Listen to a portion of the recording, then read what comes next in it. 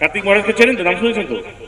এই মাঝে মাঝে বেলডাঙ্গায় গন্ডগোল লাগায় যে লোকটা, সে তো একটা আতঙ্কবাদী নিজেই। ঔদ্ধত্য দেখেছেন? এবার কার্তিক মহারাজকেই আতঙ্কবাদী বলে আক্রমণ শানলেন মমতার বিধায়ক। বেলডাঙ্গার ভারত সেবাশ্রম সংঘের প্রধান কার্তিক মহারাজকে সন্ত্রাসবাদী বললেন দেবরার বিধায়ক হুমায়ুন কবির। সম্প্রতি মুর্শিদাবাদের সাগরদিঘিতে অল বেঙ্গল ইমাম মুয়াজ্জিন অ্যাসোসিয়েশন অ্যান্ড চ্যারিটেবল ট্রাস্টের অনুষ্ঠানে যোগ দেন তৃণমূল বিধায়ক হুমায়ুন কবির। ছিল ওয়াকফ বিল বন্ধ বিরোধী কর্মসূচি। সেখানে দাঁড়িয়েই বেলডাঙ্গার ভারত সেবাশ্রম সংঘের প্রধান কার্তিক মহারাজকে সন্ত্রাসবাদী বললেন দেবরার বিধায়ক হুমায়ুন কবির। এবং এখানেই শেষ নয়, ওই একই মঞ্চ থেকে সন্ত্রাসবাদী নেতা ওসামা বিন লাদেনের ভূয়সী প্রশংসাও করলেন তিনি। অনেকেই বলছে যে খারিজি মাদ্রাসায় নাকি করা হয়, সব সন্ত্রাসবাদীদের মদত দেওয়া হয়, সন্ত্রাসবাদ শেখানো হয়। আমি তো খারিজি মাদ্রাসা দেখিনি। সমাজে যদি সন্ত্রাসবাদ থাকে, সেটা স্কুলেও থাকতে পারে, কলেজেও থাকতে পারে, ইংলিশ মিডিয়াম স্কুলেও যেমন থাকতে পারে, খারিজি মাদ্রাসাও একটা থাকতে পারে। এইটা নয় যে খারিজি মাদ্রাসায় সব সন্ত্রাসবাদ শেখানো হয়। কেন? যদি আজকে দেখেন, যদি আমরা ধরে নিই যে ওসামা বিন লাদেন খুব বড় সন্ত্রাসবাদী, কিন্তু ওসামা বিন লাদেন কিন্তু অক্সফোর্ডে ইংরেজি পড়েছেন, এখানে নয়, ব্রিটেনে অক্সফোর্ডে গিয়ে ইংরেজি পড়েছেন।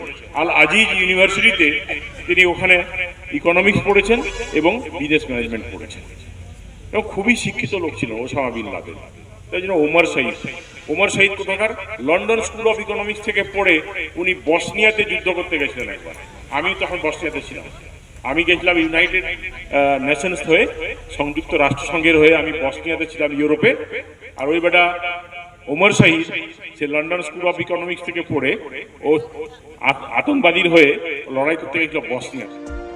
ধরে নেই লাদেন সন্ত্রাসবাদী, এর মানে উনি তো ঘোষিত সন্ত্রাসবাদী, গোটা বিশ্ব সেটা জানে।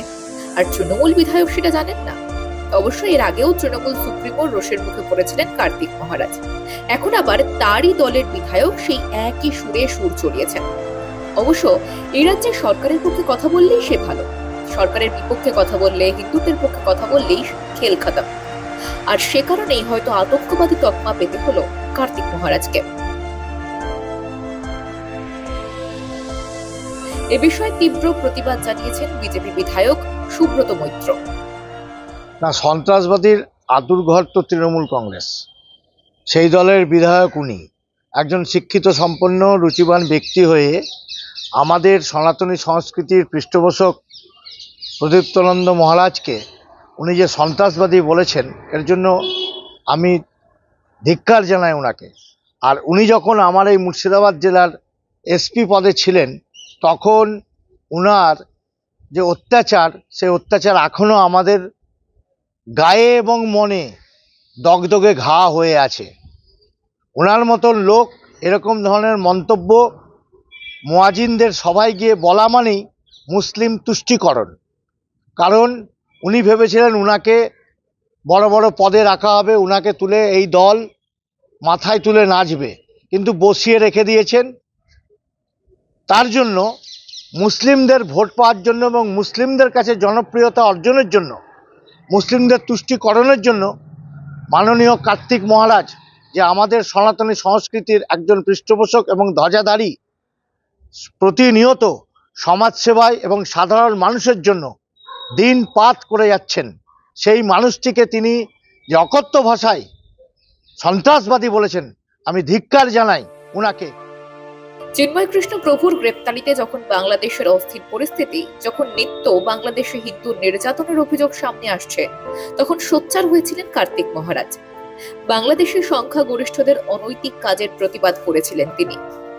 মন্ত্রী তথা মেয়র ফিরাদ হাকিমের বিতর্কিত মন্তব্যের তীব্র প্রতিবাদ জানিয়েছিলেন তিনি। তা বলে আতঙ্কবাদী? শাসক দলের কোনো ভুল হলে সেটা বলা যাবে না। তৃণমূল বিধায়কের নিশানা থেকে বাদ যায়নি রামকৃষ্ণ মিশনও। খারিজি মাদ্রাসা একটা লোক বেরিয়েছে বলে খারিজি মাদ্রাসা খারাপ তা তো নয়। খারিজি মাদ্রাসা সন্ত্রাসবাদীর আতুরঘর, এটা তো বলতে পারবে না। সমাজে যদি আতঙ্কবাদী থাকে, সমাজে যদি খারাপ লোক থাকে, সব জায়গাতে আছে। একটা দুটো খারিজি মাদ্রাসা থাকতে পারে, একটা দুটো স্কুলে থাকতে পারে, একটা দুটো কলেজে থাকতে পারে, একটা দুটো রামকৃষ্ণ মিশনে থাকতে পারে। এই যে সারগাছি যে এইটা কি আছে কার্তিক মহারাজ, তো ওটাকে সবসময় মনে হয়, আমার সময় একদম চুপ করে থাকতো। আমি যতদিন এসপি ছিলাম ওকে একবার ডেকেছিলাম, ভয়ে আসেনি। কি একটা কারণে আমি বলেছিলাম ওকে ডেকে পাঠাও তো, একবার ডিএসপি কে দিয়ে ডাকিয়েছিলাম, সে ভয় আর আসেনি, টেম্পু করতো না, আবার জানে ঘাড়ে ধরে ঢুকিয়ে দেবে। আমি তো কাউকে রেয়াত করিনি, ক্রিমিনালদের কাউকে রেয়াত করিনি। পাল্টা আইনি ব্যবস্থা নেওয়ার হুঁশিয়ারি দিয়েছেন কার্তিক মহারাজ। তৃণমূল বিধায়ক হুমায়ুন কবির এবং কার্তিক মহারাজের এই তর্ক ঘিরে এখন তুঙ্গে রাজনৈতিক চর্চা। ব্যুরো রিপোর্ট, মাধ্যম।